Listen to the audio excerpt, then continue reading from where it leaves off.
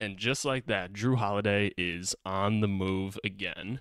Welcome back, y'all. The Woj bomb was just dropped, and as expected when we talked about the Damian Lillard trade, Drew Holiday is on the move. He's heading to the Boston Celtics, which was one of the teams that we kind of thought that he would get moved to. Right? It made sense. We knew that he wanted to go to a contending team. It seemed like the Trailblazers were in a spot where they wanted to accomplish that, but they also wanted to make sure that they got the right amount of picks for it. And so the full details of that trade are that they're getting Malcolm Brogdon, who that just makes sense from a salary perspective, right? Drew Holiday's making $30+ million. Brogdon's making about $20+ million. Brogdon's been unhappy in Boston since they tried to trade him to the Clippers originally as a part of the Porzingis trade.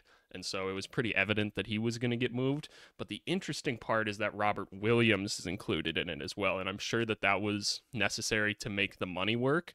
But between getting Robert Williams and then it looks like a 2024 Golden State Warriors pick and a 2029 Boston first round pick, they got a considerable haul for this.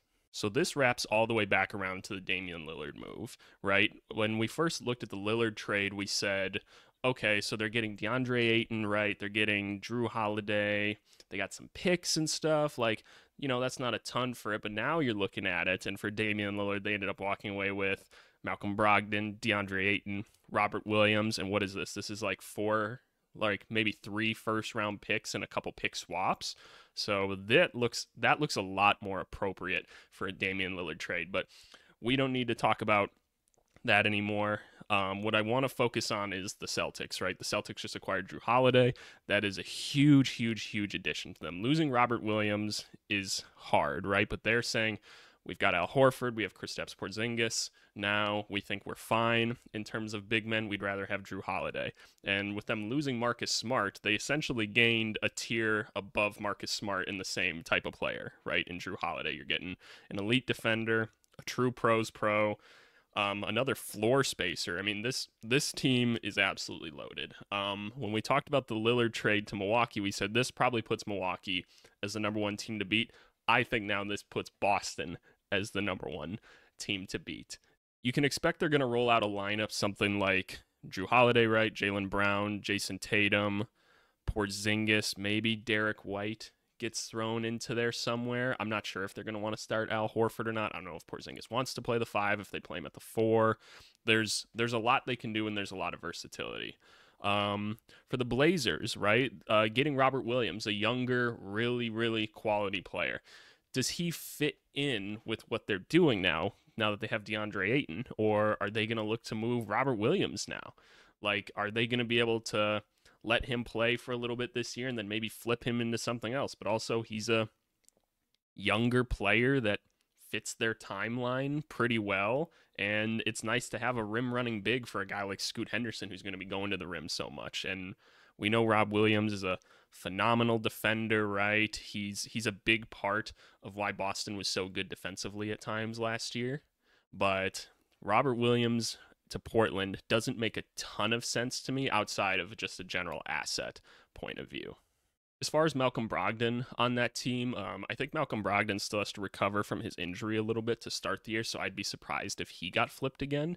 But that's a quality player to have just on the roster, helping to mentor guys, right? You want those vets on the team to help all the younger guards on the team. It does continue their problem of having a log jam of like ball dominant guards between Scoot, Sharp, Anthony Simons, and now Brogdon.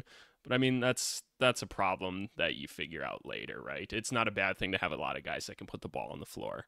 Ironically, this is probably the best Portland Trailblazers roster we've seen since Damian Lillard was like a part of the team, right? And obviously this all started because they moved Lillard, right? But they have so many quality basketball players on this team now. They're kind of in a similar spot of the Brooklyn Nets where it's like they don't have like stars per se, but there's a lot of quality basketball out there. So like the Trailblazers aren't going to be like this bad team by any means. Like they're going to have a ton of quality NBA players and they're going to be a competitive team this year. That's not going to be like an easy beat every night, right?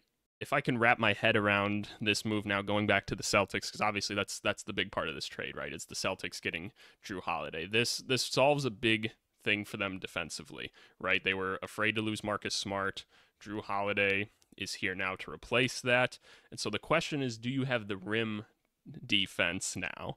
Because you have Porzingis, obviously him being 7'3" and a good shot blocker, that says a lot. But Robert Williams was an elite defensive player. Like, he could have been a defensive player of the year candidate this year if he plays the entire season. But I'll be curious to see kind of what their big man rotation is. Do they have another big man on this roster? So, like, they do have Luke Cornett, but we all know Luke Cornett's not out there to really play significant minutes. So they have an open roster spot now, I believe. So I wouldn't be surprised if they try to find somebody else to come in with a little bit of size to kind of play that center position, because they'll be really thin if something happens to someone. But no, this puts the Celtics right at the top, y'all. I'm not surprised by this move. I was pretty sure this is where he was going to end up. It just seemed like the Celtics had the assets to make this happen, right? Like, they have a good supply of draft picks. They had guys that made money make sense. You'll miss Robert Williams, but I think you make this trade 10 out of 10 times to bring in a guy like Jrue Holiday, especially since he's looking to sign an extension right away. So I'm very curious to see where this goes. I think Portland's going to be a fun team to watch this year. I think they have a lot of assets, and I wouldn't be surprised if, like we said, they have more moves to make. But in the meantime, Celtics and Bucks is going to be an absolutely phenomenal series. I can't wait to watch those two teams play. There are so many talented basketball players on both of those teams, and it's probably a race between those two as to who's going to win the finals this year.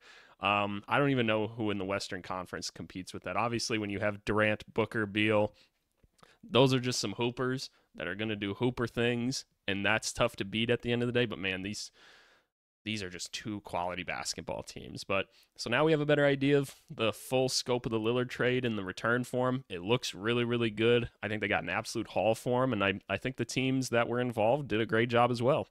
But anyway, thanks so much for watching, y'all. For more coverage, make sure you subscribe, leave a like, things like that, and we'll see if any more moves get made. Have a good one, y'all.